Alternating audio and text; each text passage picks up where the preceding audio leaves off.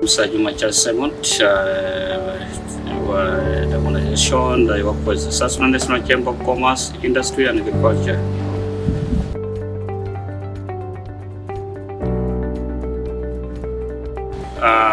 It's a membership organization. It is an affects body of the private sector in the Republic of Southern Sudan, and we basically deal with advocacy, networking.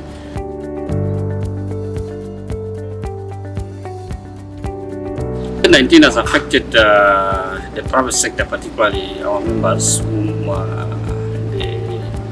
they subscribe to us. And of course, a lot has happened during the COVID-19 period. For instance, we have issues with cross-border trade, where people have to present certificate of free COVID test, which is so costly to the businesses. At the same time, I think in terms of employment, many businesses have to scale down their staffs to cope up with the situation because people are not prepared they are not prepared of the disease that is called COVID. When it came out, then I think it has reduced the sale of many companies.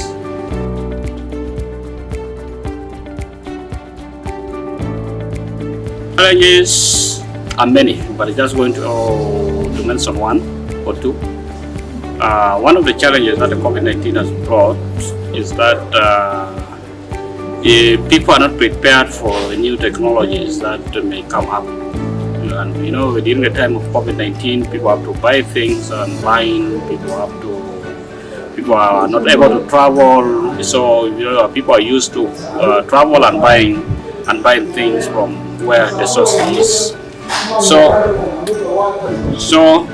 the problem is that is a problem. And when it comes to the opportunities, it has trained people on how to do e-commerce. Now people are trading online. People are buying things online. They're transacting online. So that is the advantage of COVID-19 that we have seen. And it also gives people to prepare actually for future business.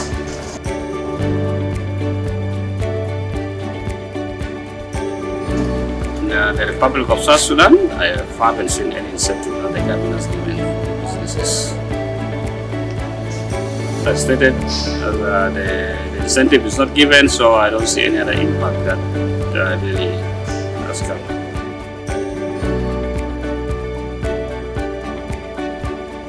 Currently, I think as the COVID-19 came in, a lot of measures that were brought in, but others now have been lifted. But what is now happening is the issues to do with the traveling certificate, the COVID-19 certificate, the PCR.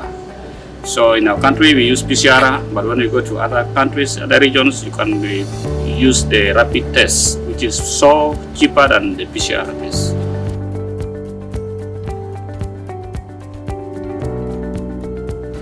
The pandemic has taught us a lot of lessons. It has taught us always prepare for any disaster that is coming. It has taught us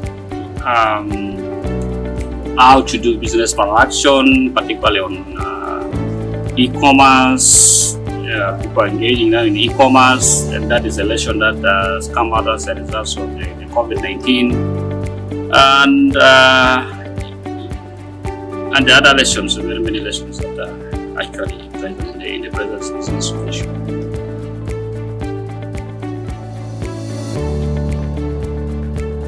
Well, COVID-19, when it came up, as I stated before, it was something that people were not prepared.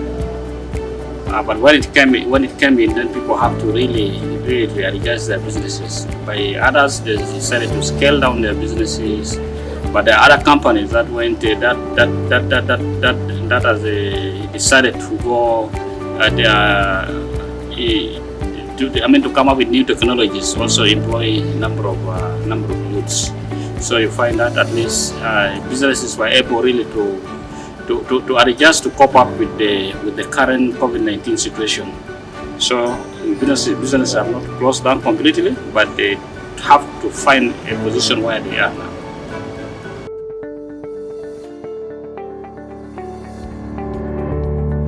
Well, we We have seen some interventions by our member companies. For instance, we have like the NTA in South Sudan that have been helping our women, and by giving them, sponsoring them to synthesize with their fellow business women in the markets on the impact of the COVID-19, and it has been successful. That we're moving around, telling their members that this one, on how to control, how to prevent themselves from getting the COVID-19. And in terms of, we have also seen in terms of employment that companies are coming up encouraging more women, I think, to come, to intervene. And there are a lot of training that has been done to women actually during this COVID-19 period.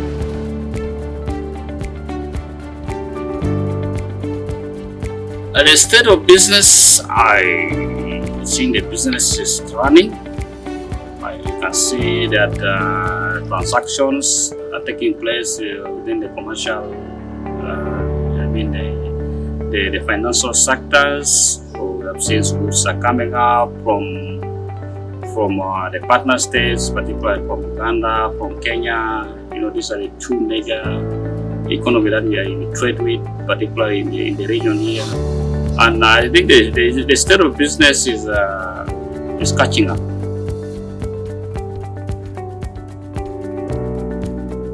The governments of the East African community, it should be able to allocate budget to prepare for unforeseen disaster.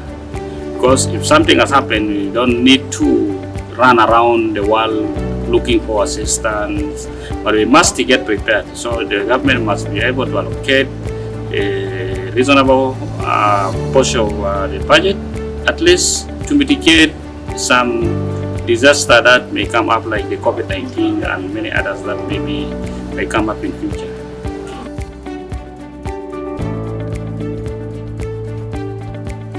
Like in the region, I think we have a lot of SMEs.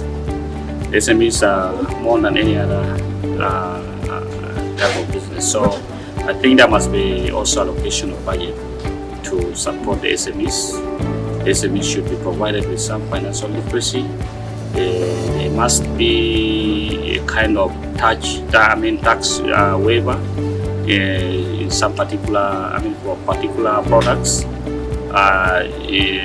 The government should also engage more in encouraging industrialization within the country, so that the private sector may catch up, and then possibly there will be a lot of employment to youths and those able bodies that are available in the job market. From my first point of view, reduction in taxes is very important. The government should try their best to reduce some taxes. The government also should come up with, particularly the issue of the custom union protocol must be implemented, so that we have the common external tariff. It should be the common external tariff should be really raised to the maximum, particularly the 4 bands of the common external tariff, so that the EABC partner states can benefit from the